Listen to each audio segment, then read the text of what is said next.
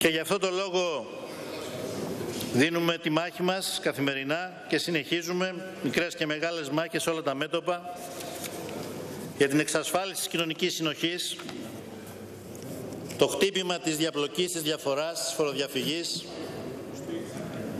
Έχουμε προχωρήσει το τελευταίο διάστημα σε σειρά νομοθετημάτων για την πάταξη του λαθρεμπορίου, καυσίμων και καπνού, για τη διαφάνεια στις συμβάσεις στα δημόσια έργα.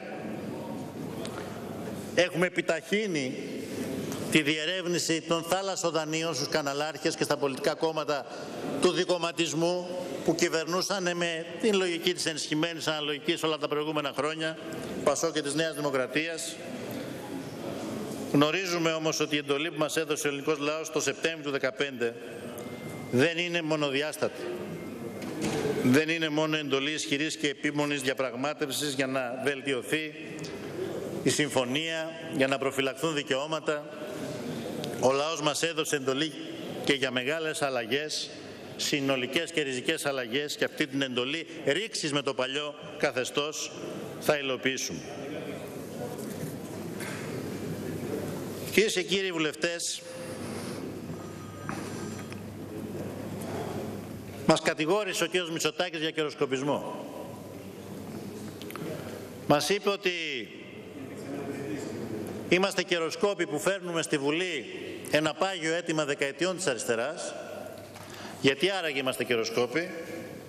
Γιατί δεν το φέραμε τη στιγμή που η χώρα βρισκόταν στη μεγάλη αγωνία μιας δύσκολης και επίμονης διαπραγμάτευσης. Ή δεν το φέραμε πριν την πρώτη αξιολόγηση, τη δύσκολη πρώτη αξιολόγηση, την πιο δύσκολη, όταν θα ήταν και δημοκρατικό ατόπιμα. Η αντιπολίτευση δεν είχε καν εκλεγμένη ηγεσία. Και το φέρνουμε σήμερα 3 χρόνια πριν από τις επόμενες εκλογές. Και έκανε μάλιστα μία αναδρομή στο παρελθόν. Μας είπε ότι η αναλογική φέρνει ακυβερνησία πάντα, και βεβαίως αναφέρθηκε στην υπόλοιπη Ευρώπη κάνοντας αναφορά στην Ιταλία.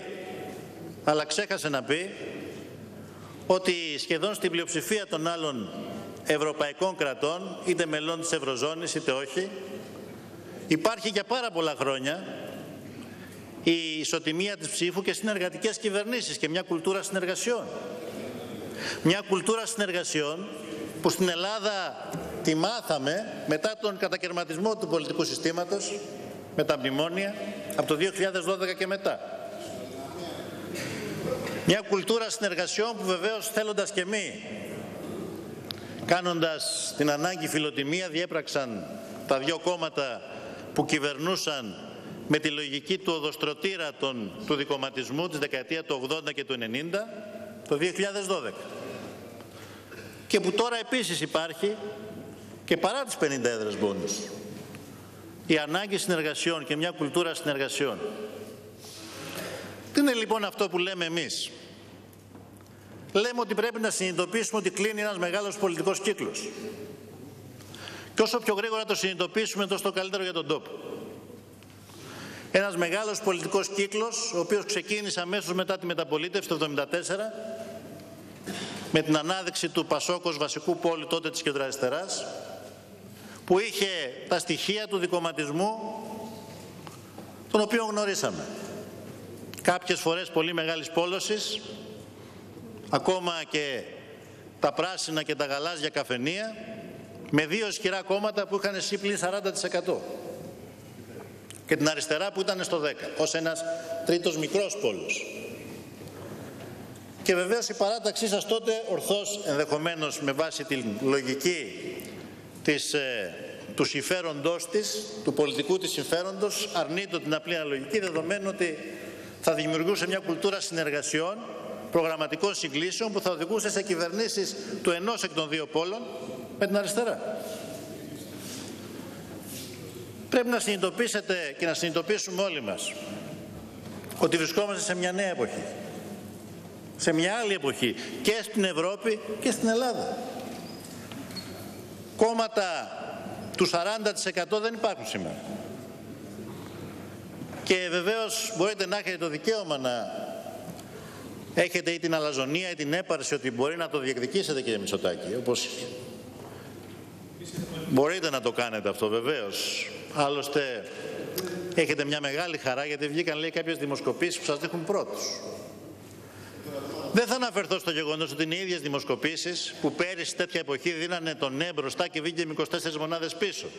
Που το Γενάρη του 2015 ήταν τη Νέα Δημοκρατία μπροστά και έχασε με 7,5 μονάδες. Και που το Σεπτέμβριο έδιναν ντέρμπι και χάσατε με 7 μονάδες διαφορά.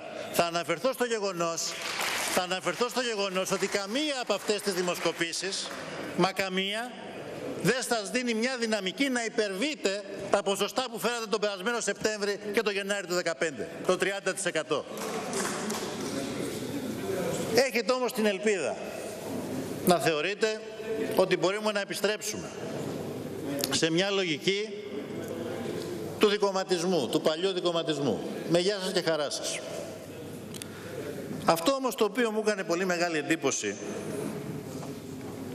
είναι το γεγονός ότι έρχεστε σήμερα να μιλήσετε εσείς σε εμάς για καιροσκοπισμό τη στιγμή που εσείς είστε αυτοί που έχετε αλλάξει πολλές φορές άποψη και θέση, και θα εξηγηθώ. Διότι εμείς είχαμε πάγια τη θέση της απλής αναλογικής. Επιτρέψτε μου να σας διαβάσω κάτι. Το διαλέγω μεταξύ πολλών που έχουν γραφτεί κατά καιρούς για να υπερασπιστούν την αντίληψη της ισοτιμίας ψήφου και την ανάγκη ενός εκλογικού συστήματος απλής αναλογικής. Ανάγκη ρητής καθιέρωσης μιας μορφής αναλογικού συστήματος με δεδομένο το γεγονός ότι έως τώρα η κοινοβουλευτική μας εμπειρία έχει καταδείξει πως το αναλογικό σύστημα ανταποκρίνεται περισσότερο στις ανάγκες διεύρυνσης της δημοκρατικής νομιμοποίησης της Βουλής. Συνακόλουθα δε της κυβέρνησης, η οποία ούτως ή άλλως στηρίζεται στην εμπιστοσύνη της Βουλής. Ανάγκη λοιπόν, όπως μας έχει δείξει η κοινοβουλευτική εμπειρία, ενός αναλογικού συστήματος. Κύριε βουλευτές, όχι, δεν είναι η πρόταση νόμου που κατέθεσε πέρυσι το ΠΑΣΟΚ και δεν την ψηφίζει σήμερα. Είναι η πρόταση που κατέθεσε η Νέα Δημοκρατία για τη συνταγματική αναθεώρηση το 2014 σε αυτήν εδώ τη Βουλή. Και υπογράφουν κύριος Μητσοτάκης, κυρία Μπακογιάννη, κυρία Κεφαλογιάννη, κυρία Σμακοπούλου, κύριος Γεωργιάδης, κύριος Βορίδης, κύριος Αθανασίου. Ήταν η άποψή σας στη συνταγματική αναθεώρηση του 2014.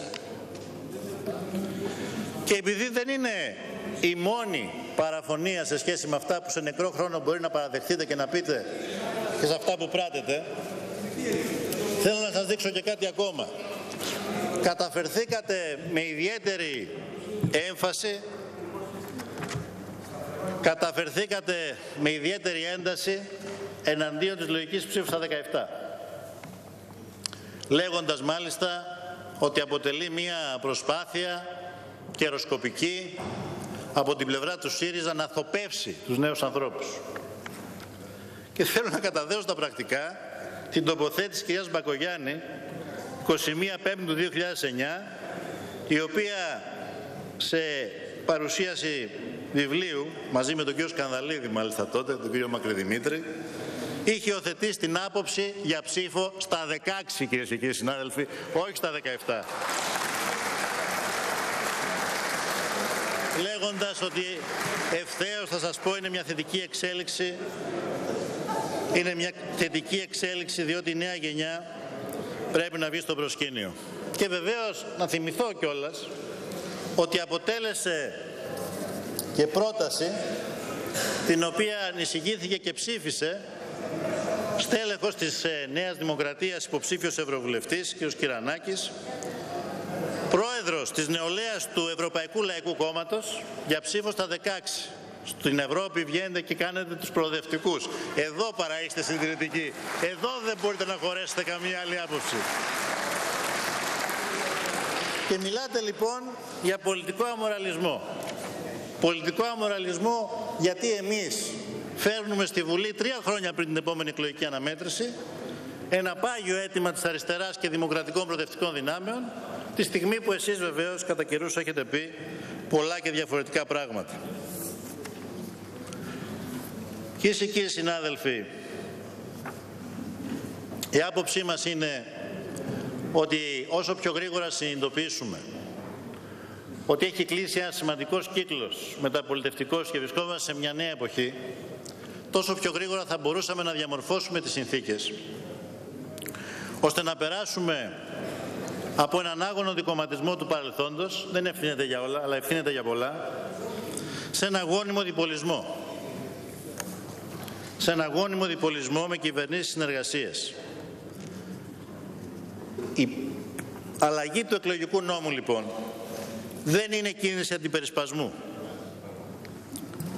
από τη συγκυρία, όπως ισχυρίζεστε.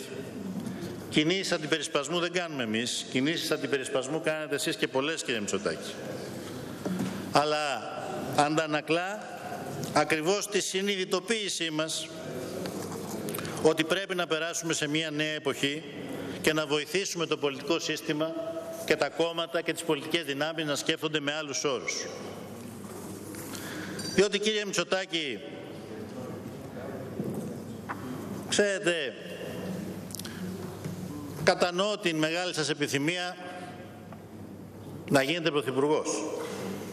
Όμως πρωθυπουργός δεν μπορεί να γίνετε επειδή σας αγάπησαν οι εκδότες χρεοκοπημένοι, ούτε επειδή σας αγάπησε ο κ. Θοδωράκης και η κυρία Γεννηματά. Μόνο αν σας αγαπήσει ο λαός θα γίνετε πρωθυπουργός, κύριε Μητσοτάκη. Αλλά ο ελληνικός λαός έχει και μνήμη και γνωρίζει ποια συμφέροντα εξυπηρετείται. Και θα ήθελα σε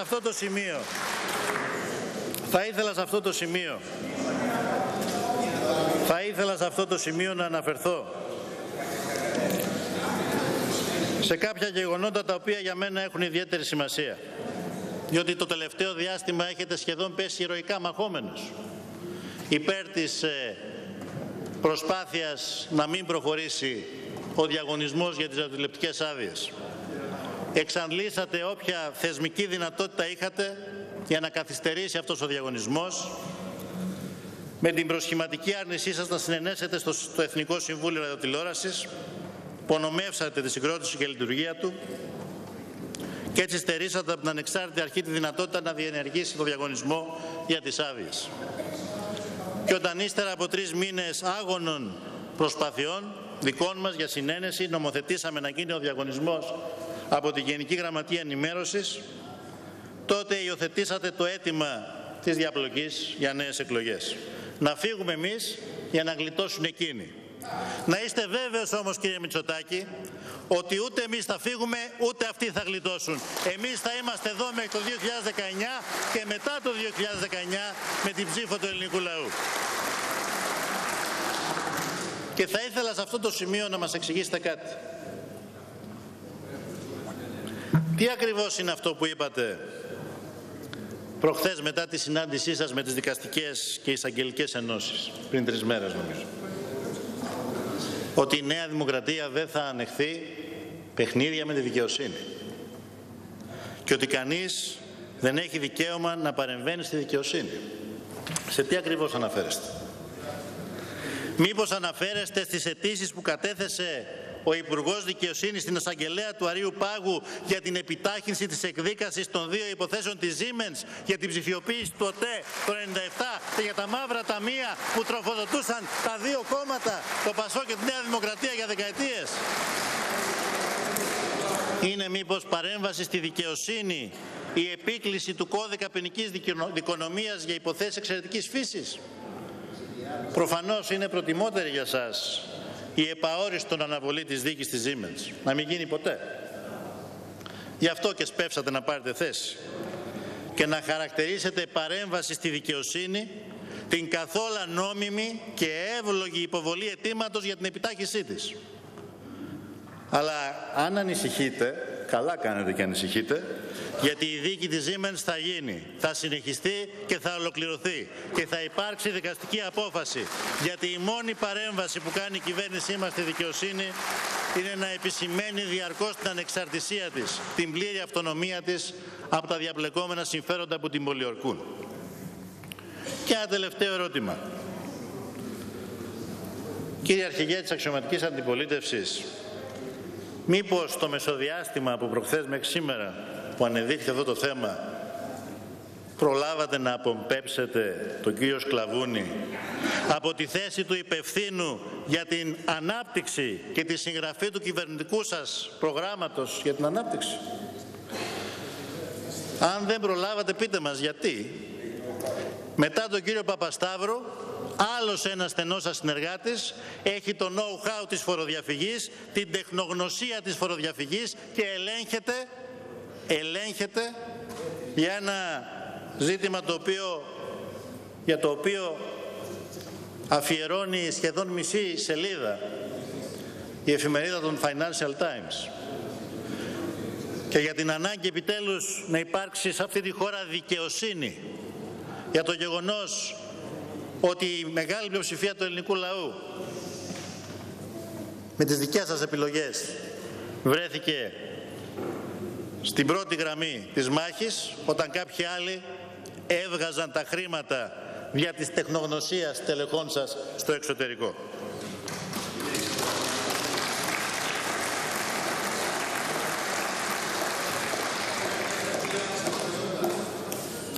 Θα ήθελα σε αυτό το σημείο να μου επιτρέψετε και μια μικρή αναφορά στα κόμματα του κέντρου. Δεν θα μακρηγορήσω πολύ. Ξέρετε, αυτό που συμβαίνει πραγματικά με το Πασόκ και το Ποτάμι είναι κάτι το οποίο δυσκολεύομαι να κατανοήσω.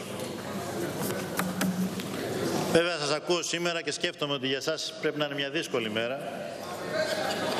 Είναι μια εξαιρετικά δύσκολη μέρα. Ξέρετε, δεν είναι όλοι που έχουν αποφασίσει να συμπορευτούν μαζί σας και ενδεχομένως να μπουν και στα ψηφοδέλτιά σας. Είναι και κάποιοι άλλοι που δεν έχουν πάρει αυτές τις αποφάσεις. Άρα είναι πολύ δύσκολη μέρα για αυτούς. Πιστέψτε με. Και αυτό που δεν μπορώ να κατανοήσω και μου φαίνεται οξύμορο είναι το γεγονός ότι αρνείστε, μπορεί να έχετε τους λόγους σας να κατηγορείτε την κυβέρνηση, το ΣΥΡΙΖΑ, για τον λόγο, τις προθέσεις της, ποιες είναι οι σκέψεις στο πίσω μέρος του μυαλού μας. Όλα αυτά μπορεί να τα λέτε. Αυτό το οποίο δεν μπορεί να δικαιολογήσετε είναι ότι σε μια ιστορική στιγμή, ότι είναι η πρώτη φορά που η κυβερνητική πλειοψηφία φέρνει ένα αίτημα για πλήρη λογική, το οποίο κατεξοχήν ευνοεί τα μικρά κόμματα και ιδίως τα κόμματα του κέντρου για να παίξουν ένα ρυθμιστικό ρόλο, βαρύνον ρόλο στο πολιτικό σύστημα. Βαρύνοντα ρόλο στο πολιτικό σύστημα. Δεν πειράζει, δεν πειράζει. Ξέρετε, εγώ ομιλώ εκτός κειμένου και μπορεί να κάνω και κανένα λάθος. Θα τα βλέπετε εσείς που παπαγαλίζετε όλη την ώρα.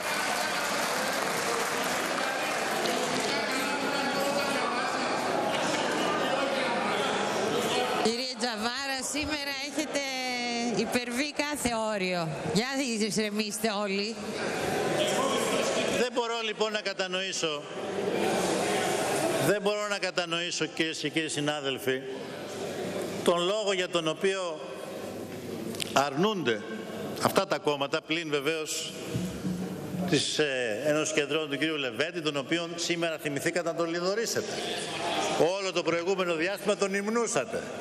Ιδίως όταν τοποθετήθηκε εναντίον της πρότασής μας για το διαγωνισμό. Τότε ήταν κορυφαίος πολιτικός παράγων. Σήμερα που κράτησε μια στάση σύμφωνα με τη λογική που αυτόν, όπως το κόμμα του ορίζει, ένα μικρό κόμμα του κέντρου, το συμφέρει να κρατήσει. Τον λιδωρείτε.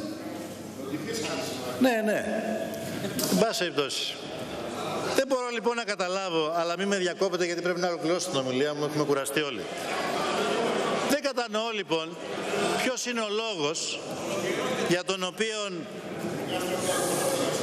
για τον οποίον αρνείστε να αποδεχθείτε ένα πολιτικό δώρο, να παίξετε σημαντικό ρόλο στην πολιτική σκηνή του τόπου. Προτιμάτε ενδεχομένως το ρόλο του συμπληρώματος της δεξιάς του κ. Μητσοτάκη, όπως είχατε προτιμήσει και το ρόλο του συμπληρώματος στην κυβέρνηση του κ. Σαμαρά, με τον κ. Βορίδη, τον κ. Γεωργιάδη, όλους αυτούς τους ιδεολογικά συγγενείς σας, όχι βέβαια, και διαπράττεται πράγματι ένα ιστορικό ατόπιμα. Κάποιοι χαρακτήρισαν Κάποιοι χαρακτήρες... Κύριοι, σας παρακαλώ, υπάρχουν και αστεία απ' έξω, εντάξει. Είπαμε. Ένα όριο. Μην το υπερβούμε. Ναι, εδώ είμαι. Κάποιοι χαρακτήρισαν αυτή την... αλλού. Άντε, μπράβο.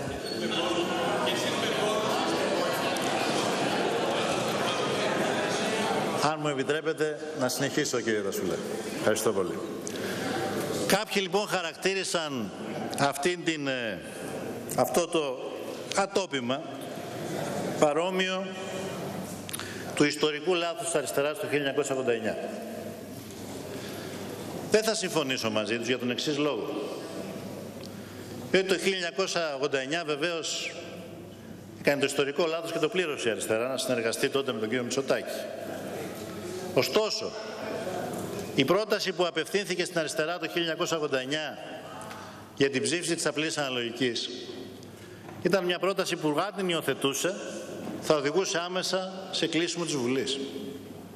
Και άρα η αριστερά θα χρεώνονταν τη μεγάλη ηθική ευθύνη να μην υπάρξει καμία διερεύνηση για τα πιθανά αδικήματα που τότε απασχολούσαν τη μεγάλη πλειοψηφία της κοινής γνώμης.